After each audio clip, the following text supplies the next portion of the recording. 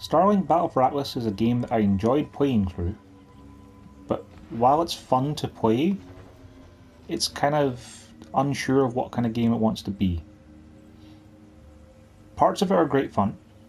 Combat is great. Being able to just take off at any time and go into space is great. It feels very No Man's Sky in that way. Space combat is real fun.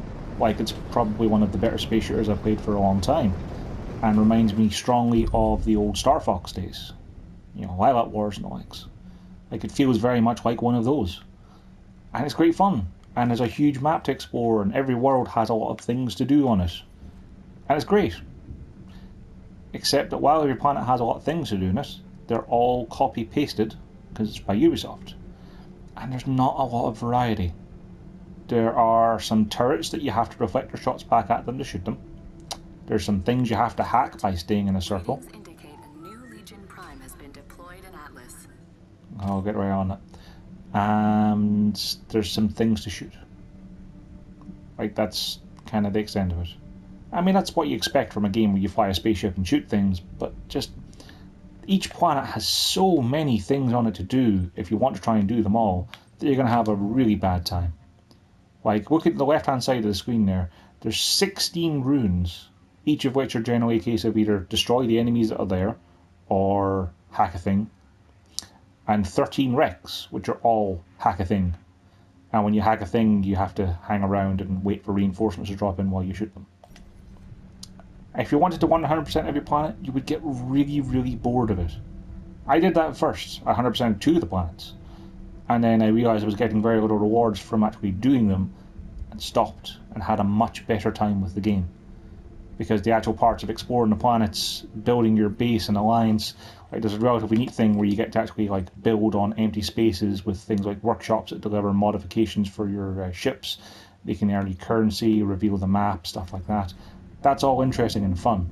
And there's a little meta game of like the enemy forces you can see that just deployed on Necrom here are kind of fighting against my forces, and you can go out and help, and you get benefits for controlling planets and stuff like that. That's all interesting and good. And that's the part I've enjoyed the most. Flying around a planet, building up your base, capturing things. That's all fun. It only has 2 major problems, which is the repetition, because there is so much repetition. Okay, space combat.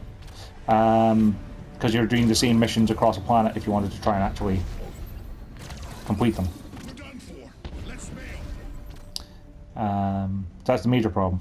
The second one is because it was designed to sell toys, the game is way more expensive than it should probably be.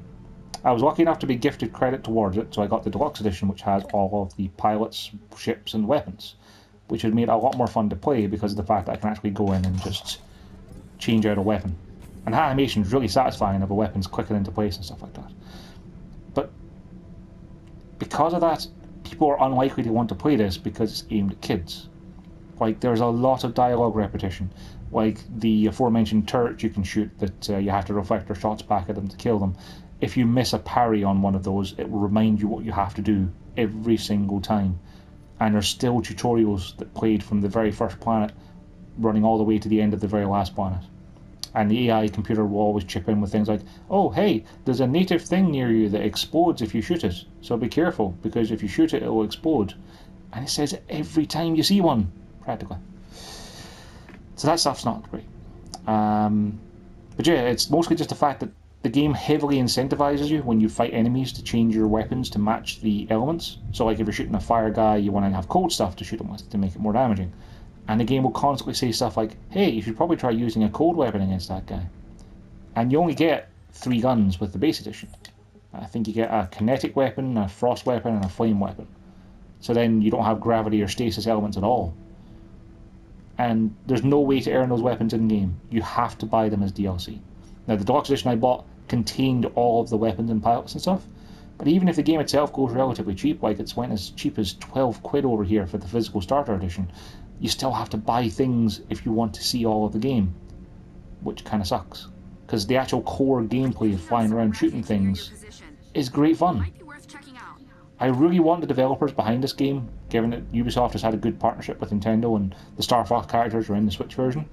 I just want Nintendo to give these developers the Star Fox license entirely and have them make the next Star Fox game, because they'll do a real good job of it, because space combat and flight feels good and satisfying to play.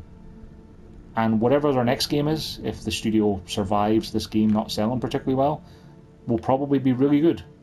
Especially if it's one that's aimed at people older than kids, because it won't be aimed to sell toys and whatnot. That would be something I'd be very interested in.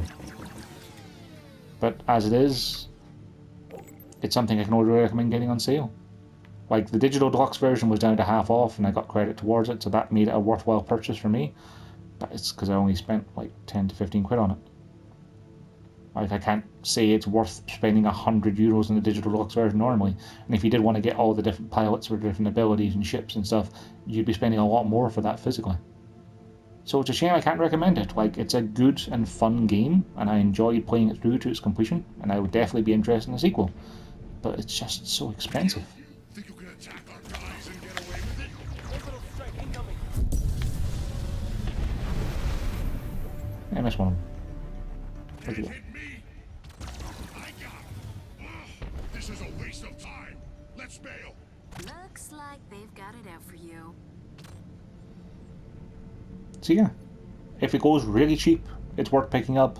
If you see a starter deck for sufficiently cheap, it's worth picking up to give it a go. You can complete the story with the base weapons.